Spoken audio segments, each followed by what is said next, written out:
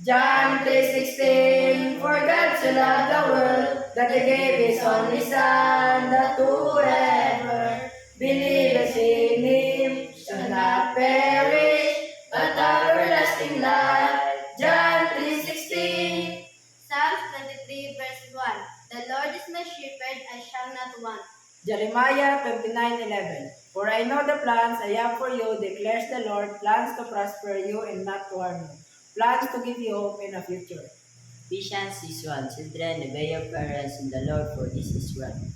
Psalms 56 verse 3. Psalms 56 verse 3. When I am afraid, I put my trust in you. Psalms 56 verse 3.